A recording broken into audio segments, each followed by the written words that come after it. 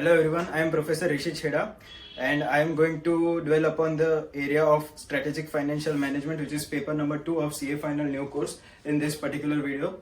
Before I start, I am just want to ensure that everyone is staying home, staying safe. Okay, so let's start with the session. As you all know, is paper number 2 of CA final new course. Obviously the paper is of 100 marks, needless to say. Now ये chapters को जो 14 chapters है in your syllabus, how to divide this chapters, how to go about this chapters, ये 14 chapters को कैसे approach करना है. So how we are required to study this 14 chapters, all this things we are going to discuss in this particular video. Also I am going to give you a chapter flow कि ये chapter के बाद आप ये chapter पढ़ सकते हो, वो पर्टिकुलर चैप्टर को आपको कहाँ से पढ़ना है, the resources which you are required to access and कितना कवर करना है, which all chapters are difficult, which all chapters require special attention.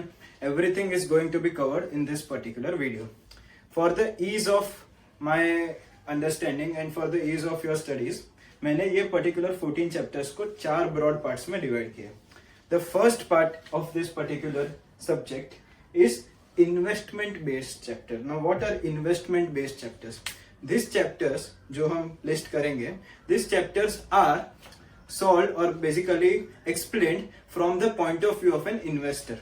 So investor को ये particular investment में invest करना चाहिए कि नहीं, उसको किस हिसाब से evaluate करने का, about various securities, उसके portfolio को किस हिसाब से evaluate करने का, whether he should go for the security or not, whether he should sell or whether he should hold the security. So basically जो भी ये सब chapters है regarding securities, ठीक है, security evaluations regarding जो भी chapters है, these are 3 chapters, which is chapter number 4 of your study material, chapter number 5 and chapter number 7.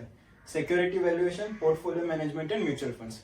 Security valuation is further subdivided into 3 sub chapters वो chapter के अंदर ही, which is equity shares, preference shares and bonds and debentures. So basically securities के इतने types होते हैं जहाँ पे कोई भी investor invest कर सकता है, and ये जो types है उनका separately valuation हम लोग को सीखना है. ये जो वैल्यूएशन करेंगे, ये वैल्यूएशन हम हमारे हिसाब से कर रहे हैं as an investor. So we are the valuing the intrinsic value of the securities and we are going to compare it with the market price just to evaluate whether we are suppose to buy this security और sell this security, basically whether this securities are under valued और over valued. Next part of this particular part deals with portfolio management. Portfolio management में we are now not only going to evaluate each securities in isolation. Abhi now we are going to consider 2 or 3 securities in our portfolio, how they perform, whether we should invest in this particular portfolio or whether we should invest in this particular combination of portfolio. Okay, so ये हो गया portfolio management. And third is mutual fund, which is purely related to mutual fund, like calculation of NAV and stuff, has got nothing to do with investment based decision. But since हम लोग valuation कर रहे हैं यहाँ पे NAV का, so मैंने यहाँ पे मतलब ज्यादा करके investors ही value निकालते हैं NAV का वगैरह, तो मैंने उसको investment based classification में डाला. Now my second classification is market based classification, यानी कि forex derivatives, as you all know. ठीक है, these are nothing but market में जो भी instruments available है for various purpose. ठीक है, फॉर एग्जाम्पल हेजिंग है, आर्बिट्राज है, स्पेक्यूलेशन है. So depending on your purpose you have access to a variety of instruments, उनका वैल्यूएशन करना है. What will be the transaction gain और loss, whether any arbitrage is possible और not, whether any hedging is possible और not.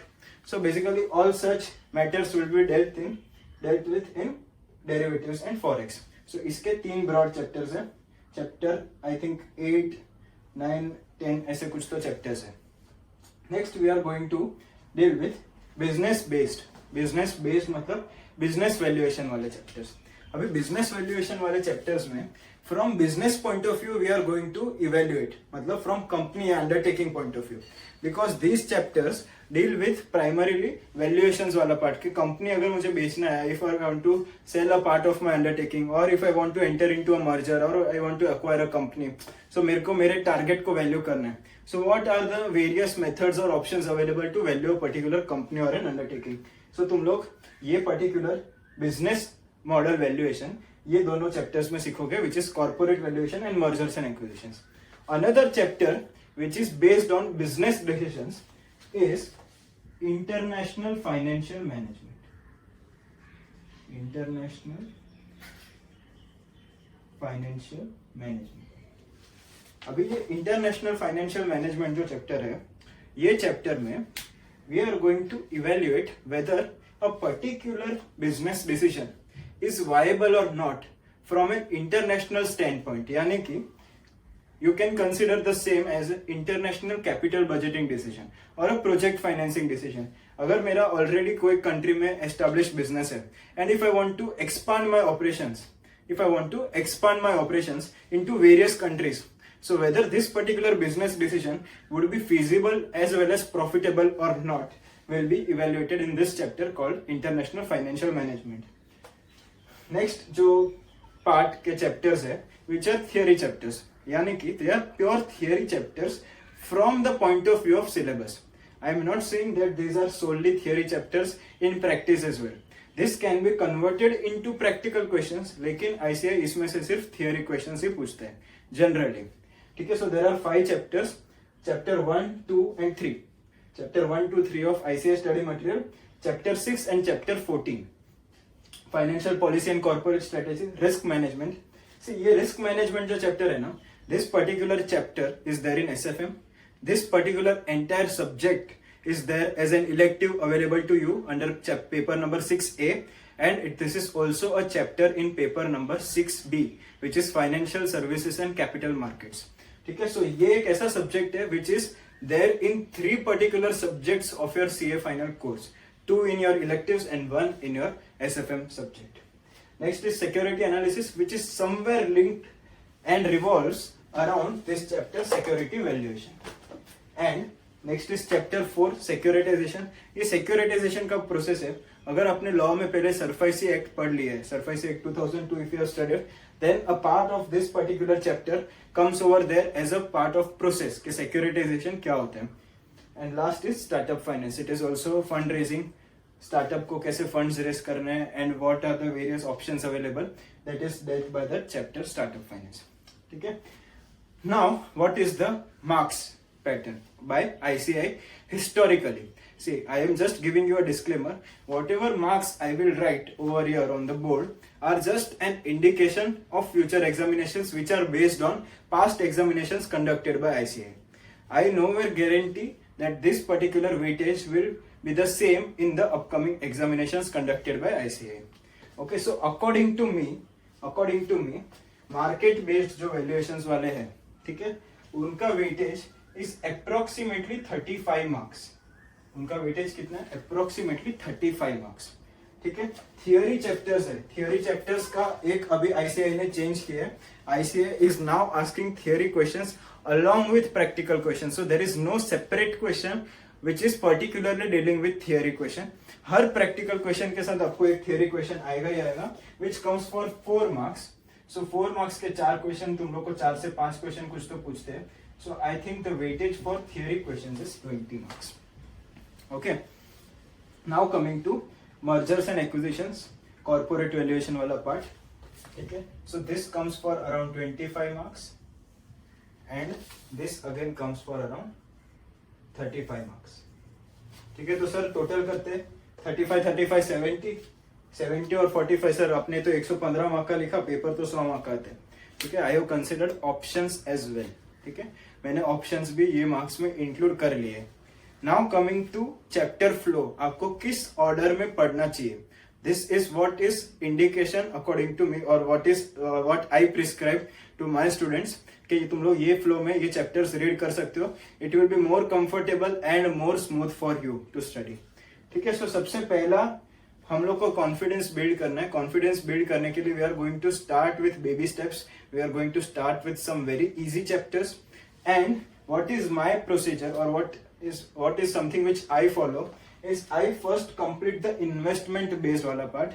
Reason being, we can fairly correlate with what is given in the chapters, because as an investor मतलब हम खुद भी कुछ decisions सोच सकते हैं as an investor.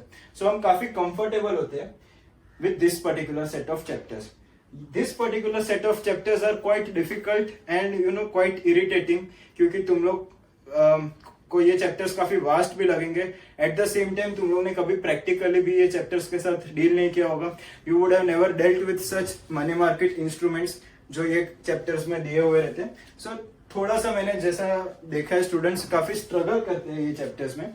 So what I recommend is पहले इन्वेस्टमेंट बेस्ड चैप्टर करो, फिर बिजनेस बेस्ड चैप्टर्स करो and then go for market based. ठीक है, ये हो जाने के बाद आई थिंक मतलब what I would suggest is कि तुम लोग का ये चालू है, ये सब थियरी चैप्टर्स को साइड बाय साइड चालू रखना है।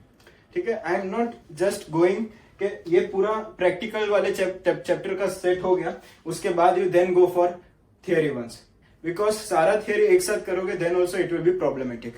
सो व्हाट आई वुड सजेस्ट कि अगर तुम लोग प्रैक्टिकल चैप्टर सिक्योरिटी वैल्यूएशन कर रहे हो, सो उसके रिलेटेड कौन सा थियरी चैप्टर है? सर इसके रिलेटेड ना सिक्योरिटी एनालिसिस रिलेटेड है। सो हाँ ठीक है, मैं सिक्योरिटी वैल्यूएशन कर रहा हूँ तो मैं उसके साथ सिक्योरिटी एनालिसिस भी कर लेता हूँ। So theory chapters try to cover alongside with the practical chapters. ठीक है, so don't keep theory chapters for the end कि स्टडी लीव में देख लेंगे, एग्जाम के टाइम पे देख लेंगे, वो 1.5 दिन में देख लेंगे। See these all approaches are very wrong in the sense that this particular set of chapters are hardly for 10 to 12 pages each. So तुम लोग को हार्डली 10 से 15 क्वेश्चंस करने हैं हर चैप्टर में से, जिसमें से एक क्वेश्चन तो 4 मार्क का श्योर शॉट आने ही वाला है। So why not invest a much good amount of time for studying theory chapters and you can score 16 marks. You can score very well 16 marks if you are writing really good answers, because even if I check papers of my students, I generally award them good marks if they have written the answer fairly well. ठीक है, so I am just trying to emphasize on this particular chapters.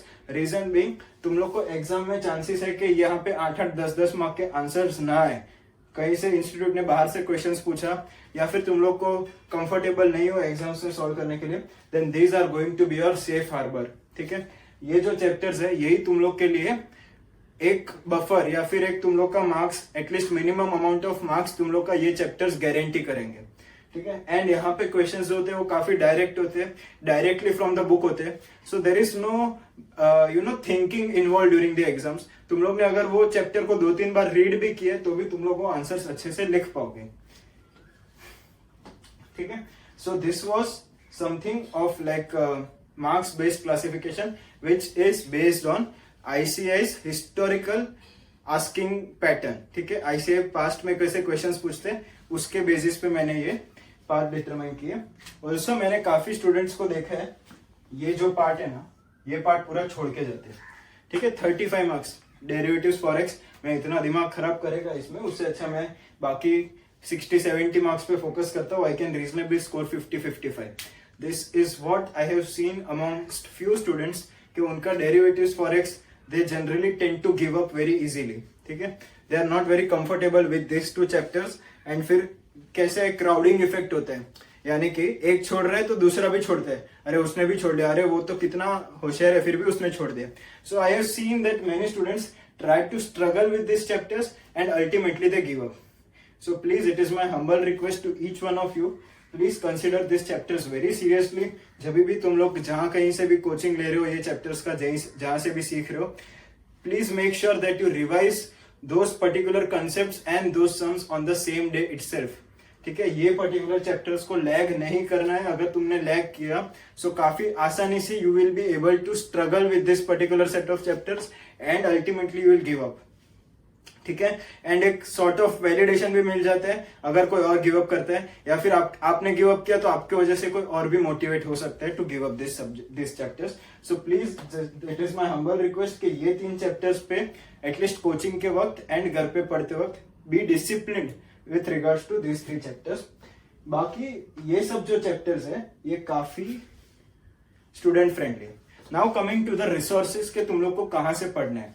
ठीक है, so my favourite resource for SFM. ठीक है, अगर मेरे को कोई आके पूछता है कि सर एसएफएम कहां से पढ़ने है फॉर न्यू कोर्स, ऑब्वियसली अभी स्टूडेंट्स जो भी बचे हैं वो 90-95% आई थिंक सारे न्यू कोर्स के स्टूडेंट्स हैं। So if they ask me कि सर एसएफएम न्यू कोर्स का पढ़ाई कहां से करना है, see personally I have found old course practice manual to be very very useful. अभी आप बोलोगे सर उसमें तो इतने सारे एक्स्ट्रा क्वेश्चंस है कि सर इतने तो हमारे नए स्टडी मटेरियल में नहीं दिए। हाँ नए स्टडी मटेरियल में नहीं दिए, लेकिन तुम लोग के जो पास्ट एग्जाम के जो क्वेश्चंस हैं उसमें से सारे के सारे लेकिन 120 मार्क्स के पेपर में से 80-85 मार्क्स तो bare minimum old course PM से क्वेश्चंस पूछे जाते हैं, ठीक है। So there are a certain few chapters which are theory chapters जो तुम लोग के ओल्ड कोर्स पीएम में नहीं मिलेंगे, जैसा कि सिक्योरिटाइजेशन है, स्टार्टअप फाइनेंस है, ठीक है, एंड रिस्क मैनेजमेंट है। So these are the three chapters जो तुम लोग को ओल्ड कोर्स प्रैक्टिस मैनुअल में प्रैक्टिस करने के लिए नहीं मिलेंगे। उसके अलावा जितने भी चैप्टर्स हैं are fairly available for the purpose of adequate practice, ठीक है। तुम लोग ये सब सब्जेक्ट्स का अगर तुम लोग ने न्यू कोर्स स्टडी मटेरियल किया, न्यू कोर्स स्टडी मटेरियल हो जाने के बाद, थरली हो जाने के बाद, the next step that I would like you to go on is to practice old course practice manual questions, ठीक है। ओल्ड कोर्स का पीएम अगर तुम लोग ने सॉल्व कर लिया then you will be gaining a lot more of confidence. So what is my order which I prescribe? First is to complete the new course study material, that too thoroughly, मतलब new course के study material से एक भी question ऐसा नहीं होना चाहिए जो तुमको नहीं आता है, ठीक है। Once that is done you have approximately covered 30 to 40% of old course practice manual. Then next point which you are suppose to cover is past RTPs, mock test papers and suggested of new course, ठीक है। ये सब भी cover होने के बाद you will reach up to 50, 55 और 60% of old course PM. Now अभी ये जो बैलेंस 40% जो तुम लोग का बचा है वो तुम लोग को ओल्ड कोर्स पीएम प्रैक्टिस करके उसको सील करना है। Once that is done you can now practice old course के भी सारे क्वेश्चन पेपर्स, ओल्ड कोर्स के भी सारे आरटीपीस, ओल्ड कोर्स के भी सारे सजेस्टेड मॉक टेस्ट पेपर्स जो भी अवेलेबल है, ठीक है। Whatever is available with you can go in this particular chronological order, ठीक है। So this is how you can study for SFM. You can divide this chapters according to the classification which I have made. रीजन भी काफी आसान हो जाता है। First I would prioritize investment based, second I would go for business based, third is market based, and obviously along with these three particular classifications I'll continue to study my fourth classification which is theory based chapter. If you have any doubts you can drop the question or your query in the comment section given below. I hope this lecture will be useful for all your CA final colleagues. You can share this before you start with SFM, or if you are starting with study leave, or if you are planning to start studying SFM, so you can make this classification, go through this order. Also you can internally change the order of any of this classifications. For example तुम लोग को mutual funds काफी easy लगता होगा, सो पहले मैं mutual funds खत्म करेगा, फिर मैं सिक्योरिटी वैल्यूएशन खत्म करेगा, फिर मैं पोर्टफोलियो मैनेजमेंट पे जाएगा। So it is completely your call how you can approach, but just that please be very disciplined when it comes to derivatives and forex, ठीक है। derivatives and forex are very crucial, very important, and these two chapters are the spice, या फिर मसाला बोल सकते हो SFM का crux पूरा ये दो चैप्टर्स में, ठीक है। These chapters are fairly reasonable and easy. SFM में पास होना is also not a worry, not a headache. तुम लोग आसानी से क्लियर हो सकते हो एसएफएम में, सो पासिंग का भी I don't think there is any issue, but please be very discipline when it comes to derivatives and forex. Thanks a lot for watching the video. Please share it with your friends if they require. Thanks a lot.